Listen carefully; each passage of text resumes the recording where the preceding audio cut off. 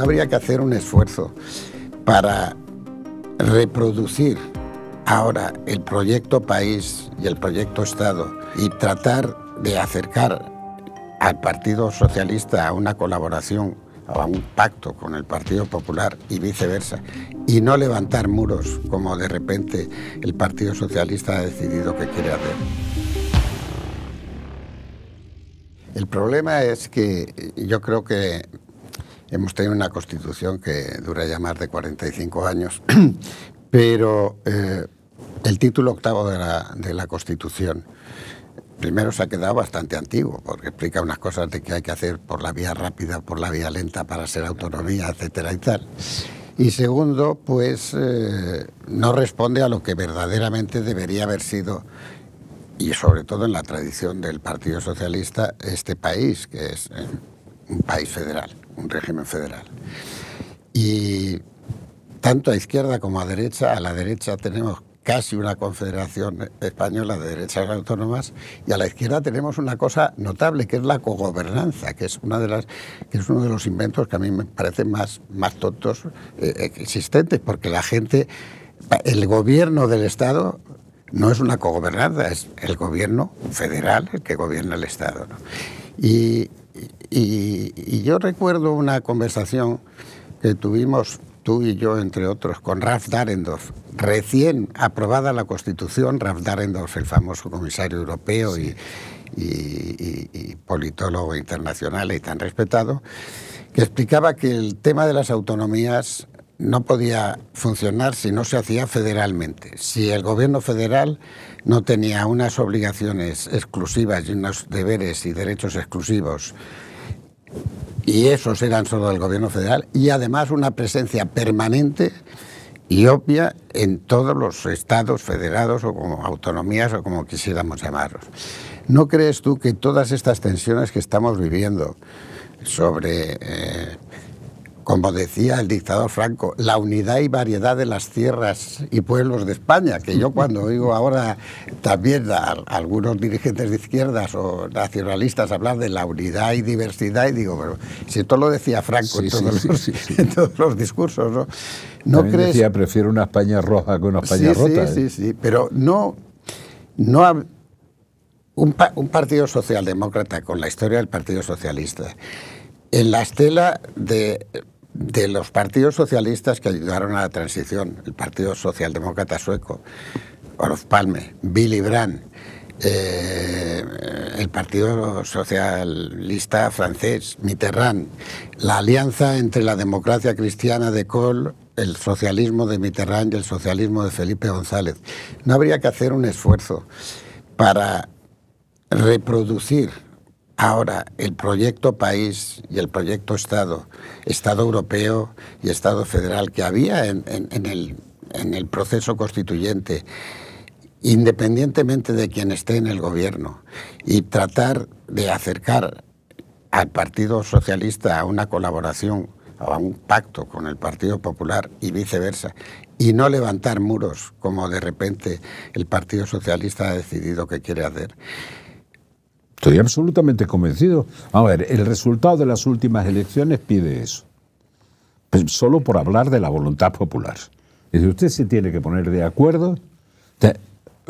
Es esencial para la democracia respetar las minorías, siempre que las minorías respeten a las mayorías. Que esto no está ocurriendo. Por tanto, el resultado de las últimas elecciones, y toques el problema de España que quieras tocar.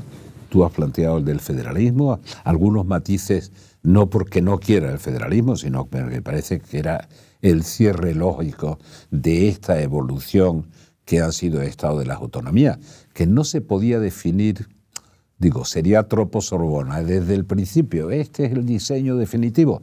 Es más, a mí me pusieron a caer de un burro cuando una vez en el Club Siglo XXI de la época dije que este proceso sería un proceso de no menos de 20 años.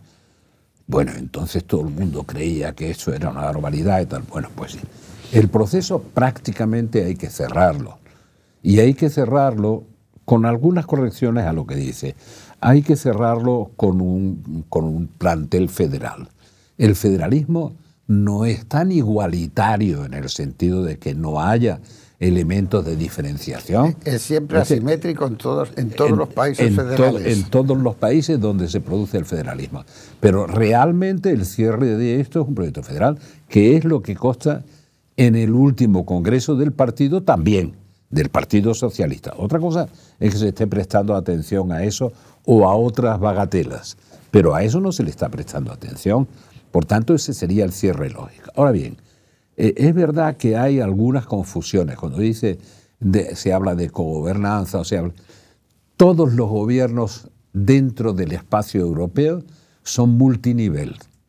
Si te va menos mal esa idea que la otra.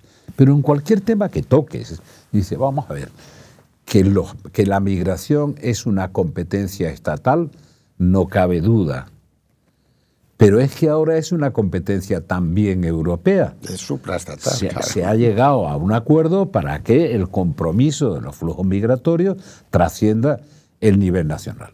El problema es que la relación entre las instituciones europeas y las instituciones nacionales no se da por debajo del nivel del poder central. El poder central es el que tiene la relación con el Consejo Europeo.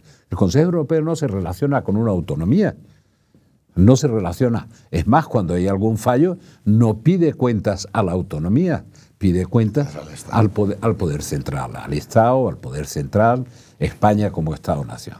Por tanto, la estructura de cierre razonable sería la federal. Y el principal enemigo de la federalización del país serán los nacionalismos, sin duda alguna. Y curiosamente es paradójico, porque que no lo entienda la derecha es todavía más serio, ¿no? Porque es el cierre razonable. Ahora, no hagamos un esfuerzo, acordémonos, hablaba de Dahrendorf, acordémonos de algunos otros autores que te dicen, bueno, hay elementos que no caben en un estudio absolutamente racionalista de la Sorbona. Por eso hablo de los gobiernos multinivel, porque al final la migración es una competencia clara, ¿verdad? Aunque ahora quiera una transferencia integral de la migración los socios independentistas de Sánchez.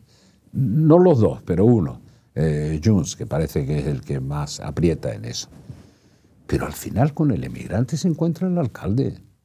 Eso es obvio. Pero el alcalde de verdad, mucho más que el presidente de la autonomía o la presidenta de la autonomía. En algunos casos se lo encuentran alcaldes de pequeños pueblos que les han enviado ahí el gobierno central, inmigrantes que han llegado en pateras y que no están preparados para eso, ni tienen medios, ni tienen concepto. Y muchas veces ni eso. Y sin embargo, la integración de la migración, de los flujos migratorios, en la realidad española de conjunto, es una integración menos virulenta, menos conflictiva que la francesa, que es un fenómeno también notable. O sea, la capacidad de absorber y de integrar los flujos migratorios con los problemas lógicos, que vemos que en algunos sitios crecen y tal, pero no han constituido todavía un serio problema. Por eso hablo de las competencias que son casi todas, Juan Luis, multinivel, casi todas. De hecho, mi empeño cuando discutíamos el Tratado de la Unión Europea, Maastricht, con la desesperación de Delors, que quería llamarle Acta Única Bis, y le decía a Jacques que no existe, si es única no existe bis. Por favor, esto se llamará de otra manera, Unión Europea, Unión de Pueblos. Una vez lo publiqué siendo tú responsable del país, publiqué un documento grande que después comprimí de Unión Europea, Unión de Pueblos.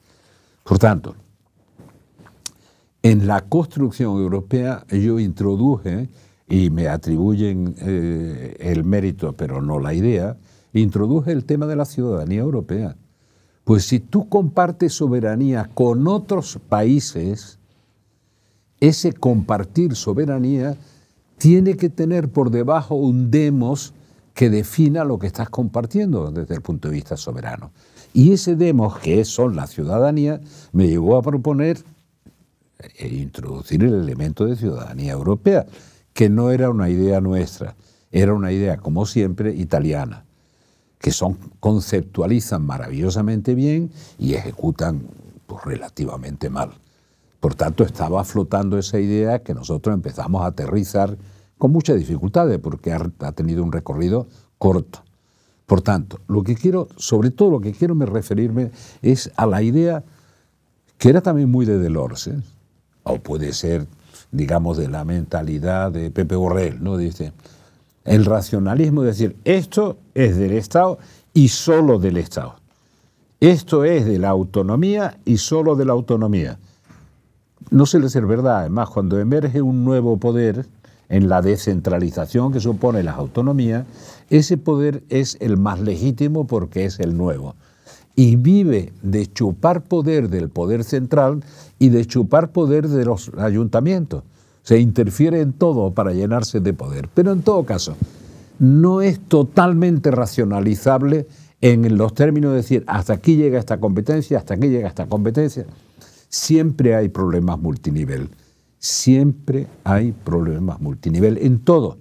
Es muy evidente en el que estamos discutiendo ahora, se viene discutiendo de la migración, hasta el punto de que nosotros hemos dicho que Europa se tiene que hacer cargo de flujos migratorios. Me pregunto dónde se viene discutiendo, porque... En ningún lado.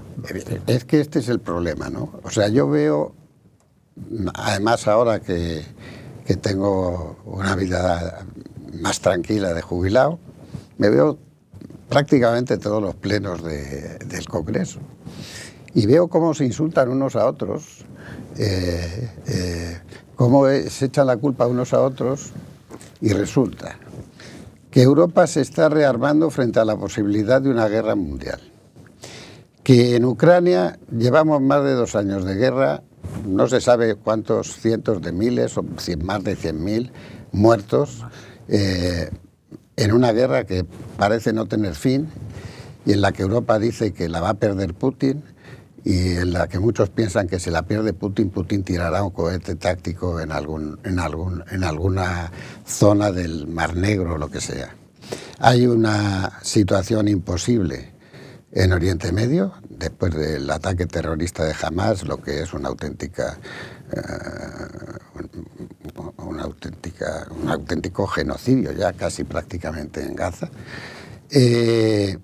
donde hay muchas declaraciones de ministros, etcétera, pero fuera del Parlamento. El Parlamento no está discutiendo nuestro apoyo no armamentístico de acuerdo con lo que la Unión Europea, etcétera, quiere. No se habla para nada. Hemos cambiado la política en el norte de África con efectos muy importantes para la vida de los españoles, etcétera y tal, y para la vida de las empresas. No se ha discutido para nada. En América Latina hemos desaparecido. El Estado español ha desaparecido de América Latina, digan lo que digan. Empezó a desaparecer ya a finales probablemente del periodo de Aznar y con el periodo Zapatero, y la presencia imponente de España en América Latina es gracias a las universidades, gracias a las empresas y gracias a las academias de la lengua española, que entre otras cosas hay que decir que cada vez se utiliza menos en la educación en España, ¿no? Vulnerando los acuerdos de la UNESCO y de la ONU, que dice que todo el mundo tiene derecho a ser educado en su lengua natal. Entonces, yo veo el Parlamento, y aparte de que veo que se insultan mucho unos a otros, y es bastante aburrido, no hay ningún proyecto de nadie. Y los problemas de verdad, ni siquiera he visto un debate auténtico sobre los problemas del campo que tanto Están mezclando muchos problemas. No, pero son los problemas de la gente. Son los problemas de que España funcione, que era de lo que hablábamos al principio. Pero porque la última milla, que es la gente, no está de verdad dentro de la acción de gobierno, en ningún nivel. O sea, en ningún nivel. Podríamos decir, podríamos decir, sin que esto signifique más que lo que decimos, que cuando Podemos decía no nos representan, estaban señalando un problema, y es que la gente no se siente representada en el Parlamento. Sin duda, estaban señalando eso Lo que pasa es que no se quieren mirar al espejo. No, ahora hacen lo mismo. Porque para ellos es lo mismo. Porque su propuesta tampoco representaba a la gente. Ya entonces, por eso han subido como cohetes y han caído como plomos, como es natural. Pero, por ejemplo, en el último, pasaré por dos. Este y el conflicto árabe-israelí, más el eurocentrismo que nos sigue dominando sin ninguna razón. O sea, toda guerra que haya en Europa tiende a considerarse mundial. Y ha habido muchas guerras con muchos desastres. Pero bueno, en el tema que ahora se plantea de los agricultores, yo siento que tienen razón. Incluso aquellos que no saben por qué tienen razón, tienen razón. No, digo, esto es que alguno puede tener razón sin saber por qué la tiene. Sí, yo he visto, por ejemplo, decisiones del gobierno, como en el tema de Marruecos y del Sáhara, en el que yo creo que tiene razón, pero creo que no sabe por qué la tiene. Es mucho más difícil defender una posición cuando no sabes por qué tiene razón, que cuando no tiene razón, que es lo que le pasa a Putin con la extensión de la Federación Rusa, y no le hace falta ninguna razón, como es natural. Bueno, entonces, ¿dónde está el desenfoque europeo en el tema de la PAC, de la política agrícola común? Vamos a ver que Europa se construye, de verdad, los pasos de la construcción europea. El proyecto europeo se construye para evitar la guerra. Dice, ya está bien, hemos tenido dos guerras, estas sí mundiales, porque tuvieron repercusiones mundiales, y Europa tenía ese peso para entendernos. Vamos a poner en común aquellos elementos que generan hegemonías que llevan a la guerra. Por ejemplo, lo primero que hay que poner en común es la cuenca del Ruhr, porque, mira, el carbón y el acero es la materia prima de la hegemonía y de la guerra. Por tanto, es el primer paso que se da. De pronto, en el recorrido nos sorprende el descubrimiento del átomo, de la energía atómica y de sus efectos, ¿no? Y se firma el Euratom. Y al margen de eso, para no extenderme mucho, Europa decide que la hambruna no va a ser una causa de flujos de huidas migratorias masivas de Europa a cualquier lugar del mundo, fundamentalmente al continente americano. Y la política agrícola común tiene como fundamento que Europa no es que tenga autosuficiencia plena, no, sino que tenga la garantía de que no va a ser desplazada su población de Europa porque no tenga para darles de comer. Por tanto, no tiene nada que ver con la materia prima de la guerra, tiene que ver con una autosuficiencia alimentaria que se ha olvidado en los planes de la Unión Europea ahora. Es que cuando se discute de la política agrícola común, se ha olvidado ese elemento. Se están discutiendo otros perfiles. Es decir, oiga, vuelva a recoger ese espíritu, porque Europa no puede depender para comer, no digo para ser un gran país o un gran espacio productor de alimentos, exportador, no, pero por lo menos para comer, no puede depender del azar de una guerra externa. Por tanto, ese es uno de los temas que está mal enfocado, y está mal enfocado porque se han olvidado de lo que es la política agrícola común. Las instituciones europeas, si se reunieran con los agricultores sobre la base de que la política agrícola común tiene ese sentido básico, todavía se podrían afrontar otros problemas de sostenibilidad. Pero dice, vamos a ver, la guerra de Ucrania no es una guerra mundial. No, no lo es. No lo es. Ni no. Además, creo que es mucho más explosivo como expansión internacional la guerra árabe-israelí o la Israel-Palestina. Y siempre, como voy a trabajar sobre eso seriamente desde que estoy personalmente implicado, desde 1973, por tanto, mucho antes de llegar al gobierno, Helsinki, Golda Meir, Bruno Kreisky, primera propuesta de un acuerdo con los palestinos y tal. Bueno, como estoy muy implicado en eso, y lo voy a trabajar seriamente, eso sí que es el epicentro, no siempre el más explosivo, pero el epicentro de un conflicto que, en palabras de Isaac Rabin, que me impresionaron muchísimo, cuando estábamos firmando los acuerdos de Oslo en Nueva York, digo en Washington, en la Casa Blanca, en una parte me dice, mira, yo tengo conciencia, porque fui el jefe militar en la segunda intifada, yo tengo conciencia de que la única guerra que Israel no puede ganar es capaz de enfrentarse con 2 o 3 países al mismo tiempo, pero la única que no puede ganar es una guerra con los palestinos. Y cuando uno tiene conciencia, en materia de seguridad, de que esa guerra no la puedes ganar, él me decía, no, ni siquiera podemos pensar en permitirnos ganarla. Cuando no puedes ganar algo, tienes que llegar a un acuerdo. Y eso es lo que conducía. ¿Cuándo desaparece? Desaparece con el asesinato de Isaac Rabin, que tiene una repercusión. Después Edu Barak intenta completar eso, pero eso se acaba. Nos reunimos en Egipto para intentar ver qué se hacía con eso, que supuso, bueno, una conmoción extraordinaria. Y por cierto, te cuento una anécdota que os divertirá, ahora que hablamos de las elecciones que perdí de Aznar. Fue Helmut Kohl en una parte de esa reunión.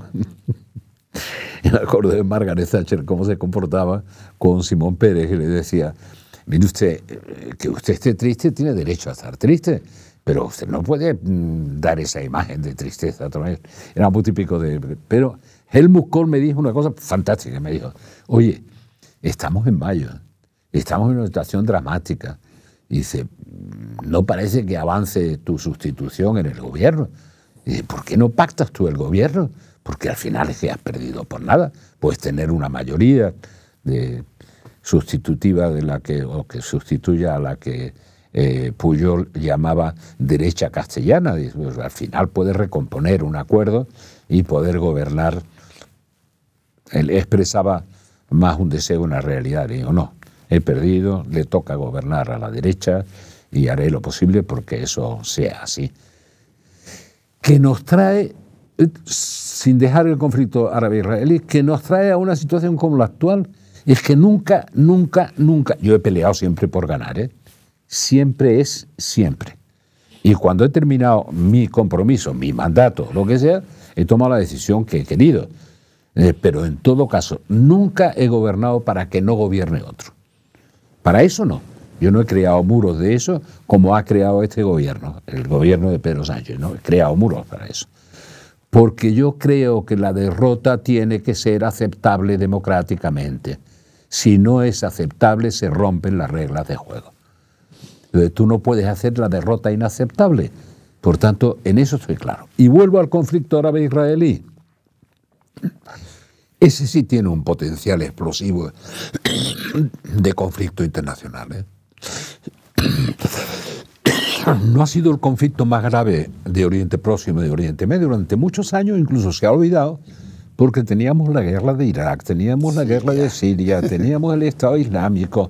Ha habido acuerdos de los americanos con los iraníes porque ha habido un atentado salvaje del Estado Islámico en Irán. Y los ayatolás, pues, los ayatolás conocen muy bien la fragilidad actual de Irán, a pesar de la apariencia que tenemos, ¿no? ¿Y cuál es su fragilidad? Que el 76% de la población no conoció la revolución chiita contra el Shah y la expulsión del Shah, y que la juventud está mayoritariamente harta de esa vida.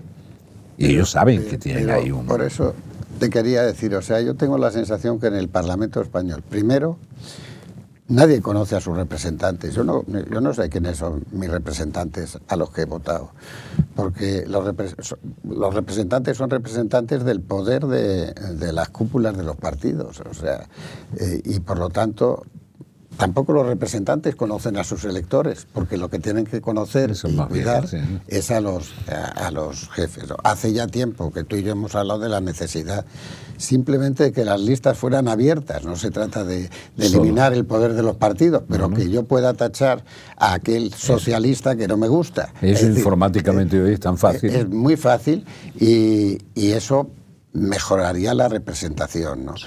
Pero entre esa situación y lo que estamos viendo en otros aspectos de la actual deriva, yo tengo la sensación de que estamos en la frontera de lo que se llama la democracia iliberal.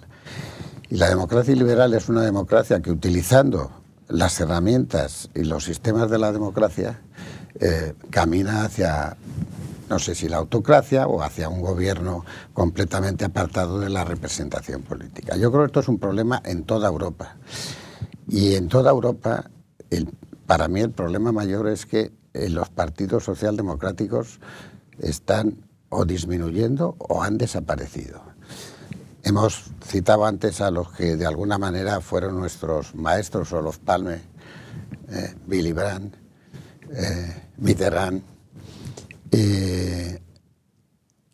La tendencia de la izquierda europea, primero, a desaparecer, y muchas veces con casos de corrupción. Está el famoso tema de Bettino Craxi, pero ha habido otras cuestiones, ¿no? Y parecía que España y Portugal pues resistían de alguna manera, ¿no? ¿Cómo ves el futuro del socialismo democrático en España? No hablo ya ni siquiera del PSOE, sino de las tendencias y los valores socialdemocráticos, del Estado social y democrático de derecho. A mí me importa, primero, decir, tenemos fallos de funcionamiento de un sistema democrático de verdad. Las tendencias iliberales se muestran sobre todo en la pérdida de papel del Parlamento como el sustento de todos los poderes. El Parlamento se ha degradado mucho. Realmente tenemos un trabajo hecho, discretamente, pero un trabajo hecho sobre cuántas leyes se han vulnerado como consecuencia de la pandemia, es cierto. Y con el pretexto de la pandemia. Exactamente. Por tanto, hay un problema iliberal. ¿Afecta solo a socialdemócratas? Los afecta, son los más próximos, pero también a democristianos, digamos, en el sentido clásico. O sea, las fuerzas de la centralidad se han debilitado. Y se han debilitado, no siempre, porque las últimas elecciones en España le dan de nuevo, las generales, le dan fuerza a los partidos de la centralidad, pero se ha debilitado sobre todo la conciencia de que las fuerzas de la centralidad no deben caer en la dependencia de los extremos, pues respetar las minorías, apropiándose en todo o en parte del discurso del extremo. Uno. Y dos, en el caso de la socialdemocracia, que ocurre también en la democracia cristiana, yo te decía además que había dos ejes. En la construcción europea se ve muy claramente. Hay una línea vertical que separa lo que podríamos llamar derecha e izquierda en términos generales, ¿no? Que era históricamente socialdemocracia y democracia cristiana. Y hay un eje horizontal que une a los europeístas contra los nacionalismos irredentos y antieuropeístas. Por eso había un entendimiento de la fuerza de la centralidad. ¿Cuál es el fallo fundamental que yo veo? Vamos a ver. Lo que define a la socialdemocracia históricamente y sigue definiéndola ahora sin encontrar la caja de herramientas es la lucha por la igualdad, o si quieres contra la desigualdad, desde la libertad, eso de socialismo y libertad con el que arrancamos la campaña del 77. Desde la libertad y desde la democracia. ¿Es que la desigualdad ha desaparecido? No. No solo no ha desaparecido, pero ¿qué es lo que nos pasa? Que nos estamos refugiando en nichos identitarios que no tienen nada que ver con la lucha contra la desigualdad. ¿Por qué? Porque no. El objetivo sigue siendo, fíjate que Willy Brandt enfermo terminal, ¿no? Que se hizo quitar su sedación para poder recibirme y lo levantaron de la cama, estaba ahí medio tumbado en un sofá. Y se quitó la sedación para poder hablar conmigo y tal. Me decía algunas cosas sorprendentes, por un tipo con esa lucidez de lo global. O era muchísimo más listo económicamente Helmut Schmidt y esto. Pero él me decía, el mundo cambió y nosotros no estamos cambiando. Y en realidad el problema no es que los objetivos se hayan difuminado. Se han difuminado los objetivos, porque se han perdido los objetivos fundamentales. lucha contra las nuevas desigualdades. Pero las nuevas desigualdades no nacen de las cadenas de producción tradicionales de la sociedad industrial, nacen de otros factores. Entonces, la caja de herramientas no ha cambiado. O sea, ahora volvemos a oír discursos, aquí también, en todas partes, discursos que se corresponden en América Latina también. Oigo a Lula, que le tengo esperanza de que sirva de algo y que... Lula está volviendo a los discursos de los 60. Es que esta sociedad no es esa. Con éxito lo ha hecho López Obrador, porque hay una gran parte de la sociedad mexicana que sigue en los 60, para entendernos, ¿no? Una gran parte, que es una expresión más bien de desigualdad que de otra cosa. Entonces, el fallo fundamental es que se han olvidado los objetivos, que son la guía de verdad de la lucha por la justicia social y por la igualdad, pero sobre todo se han olvidado porque no se dan cuenta de que la caja de instrumentos no es la de la socialdemocracia, como decían, partido de masas, no. Que hoy lo que hay es ciudadanía más o menos disconforme, y en gran medida disconforme, mucho más que masas. Te tienes que dirigir a los ciudadanos como tal. Bueno, yo creo que ese es el principal fallo, haber perdido la orientación socialdemocracia, lucha por la justicia social y la igualdad. ¿Que tienes que atender otros problemas? Claro que sí, muchísimos problemas, pero muchos problemas que ya vienen planteándose, digamos, desde posiciones liberales, como igualar derechos hombre-mujer, igualar derechos, que son así, igualar derechos en nuevas formas, bueno, el matrimonio entre homosexuales, etcétera, etcétera, de uno o de otro tipo. Que todo esto, digo, tienes que afrontarlo, pero si pierdes el sentido de la orientación, desaparece tu razón de ser. Ahora ya los partidos socialdemócratas, salvo el portugués, que además echan al primer ministro por un error, entre comillas, confunden su nombre. Y él dice, un primer ministro no debe estar sometido a juicio. Si me están enjuiciando, yo dimito. Ah, no, que nos hemos equivocado, pero ya ha dimitido. Es una cosa tremenda, pero bueno. Pero es un ejemplo para todos los que no dimiten en este país. Sí, claro, se nos olvidó Israel, te digo, además, cambió. Yo siempre retengo a Isaac Rabin. ¿Con quién coincido en Israel? Digo, por expresarlo humanamente, con Shlomo Ben-Ami. Claro. En su análisis de hoy con Shlomo, sigo coincidiendo con Shlomo. ¿Hay más esperanza de un nuevo Estado palestino ahora que hace 20 años? No. No. Cuando asesinan a Isaac Rabin, había esperanza de llegar a un acuerdo, que yo las he vivido de todas clases, porque Isaac Rabin me decía, ¿por qué no hablas con tu amigo Simón Pérez? Para que no anticipe el resultado. Porque yo fuera palestino, partiría de lo que él dice que hay que hacer, anticipando el resultado, y eso no nos da margen para negociar. Digo, pero si es tu ministro de Exteriores, ¿cómo dices que hable yo? Dice, porque sé que es tu amigo y que contigo se va a entender mejor. Pero ¿sabes mi preocupación? Mi preocupación es que los gobernantes actuales y los jefes de la oposición actuales no tienen ni puñetera idea. No quieren saber de dónde venimos. No quieren saber de dónde venimos ni a dónde vamos. Es que es imposible saber a dónde vamos si no sabe de dónde venimos. Claro, y además estamos en un cambio de civilización global.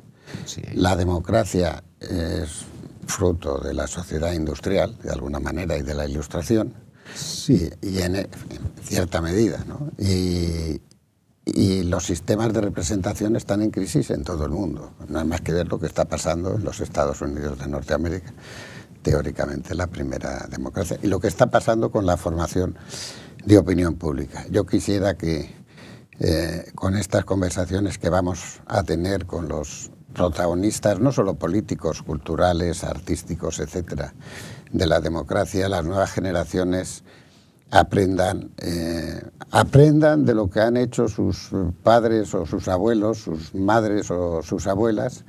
Critiquen también lo que nuestra generación hizo, porque claro, no cometimos muchos errores. Y sobre todo que no se pierda el optimismo. Yo soy optimista porque yo creo en este país. Yo yo creo en los españoles y en los catalanes, gallegos, vascos, etcétera y tal, ¿no? Y yo creo que la sociedad española está funcionando mejor que sus sistemas de representación política y que en la pandemia se vio tan claro que había una ciudadanía por encima de la representación. Dispuesta a hacerse cargo del país, ¿no? Coincido, y bueno, podríamos seguir hablando durante horas y me lo pasaría muy bien yo. Pero no acabaríamos. ¿Te acuerdas que alguna vez pensamos en hacer un libro que era Conversaciones con el País, que tenía un doble sentido? País real, país periódico, política y prensa, o prensa y política.